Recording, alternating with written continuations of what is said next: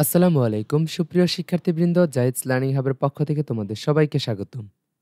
সপ্তম শ্রেণীর বাংলাদেশ ও বিশ্ব পরিচয় বই-এর প্রথম অধ্যায় বাংলাদেশের মুক্তির সংগ্রাম এই টপিকের অনুশীলনীর সৃজনশীল প্রশ্নপত্রের উত্তর নিয়ে আজকের এই ভিডিও ক্লাসটিতে আলোচনা করব।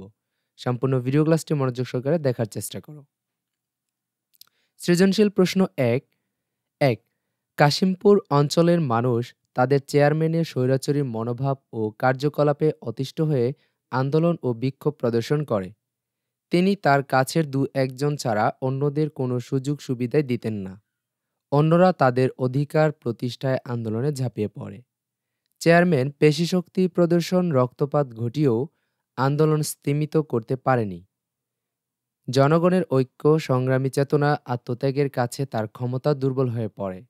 এক পর্যায়ে উক্ত চেয়ারম্যান পদত্যাগ করতে বাধ্য হন।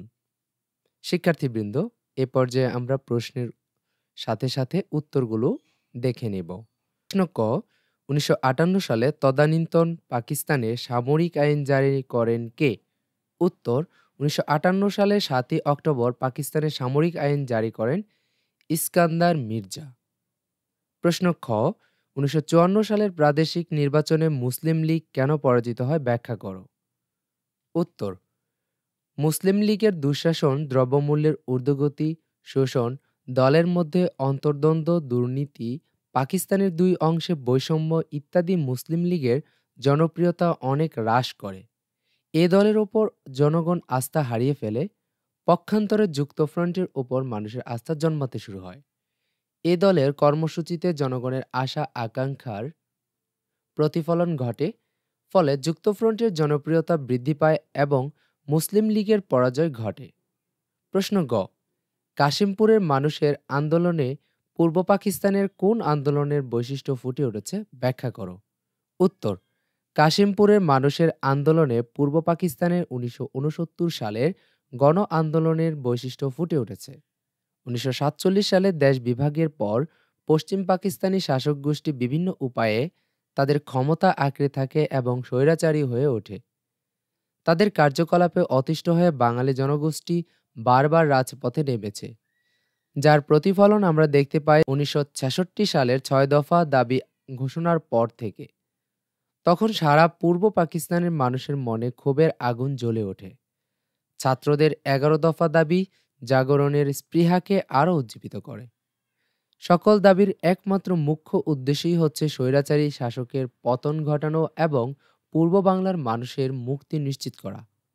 জনগণের ঐক্য জাগরণ যে স্বৈরাচারী শাসকদের বুলেটের চেয়ে শক্তিশালী তা ৬৯-এর গণ অভ্যুত্থানের মাধ্যমে প্রমাণিত হয়।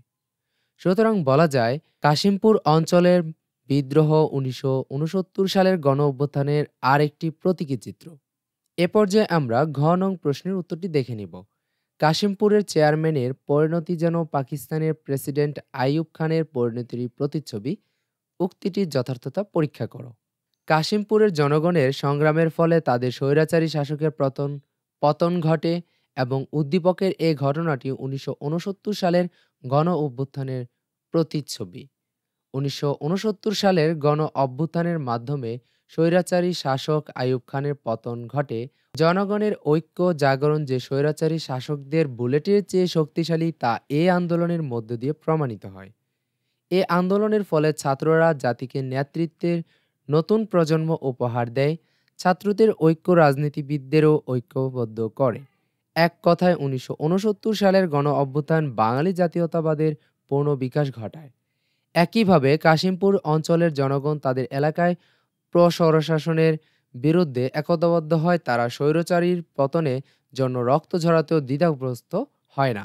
এক পর্যায়ে গণজাগরণের কাছে কাশিমপুরের চেয়ারম্যানের পরাজয় ঘটে, যেমনটি ১৯৬৯ সালে গণ অভ্যুত্থানে ঘটেছিল। সুতরাং বলা যায়, কাশিমপুরের চেয়ারম্যানের পরিণতি তৎকালীন পাকিস্তানের প্রেসিডেন্ট আইয়ুব খানের পরিণতির প্রতিচ্ছবি। তাই প্রশ্নের উক্তিটি যথার্থ। শিক্ষার্থীবৃন্দ, আজকের এই ভিডিও ক্লাসটিতে আমরা সৃজনশীল ১ নং প্রশ্নের উত্তর দেখার চেষ্টা করলাম। পরবর্তী সেশনে আমরা সৃজনশীল ২ এর প্রশ্ন উত্তর দেখব। পরবর্তী ক্লাসে তোমাদের সাথে আবার দেখা হবে। ধন্যবাদ সবাইকে।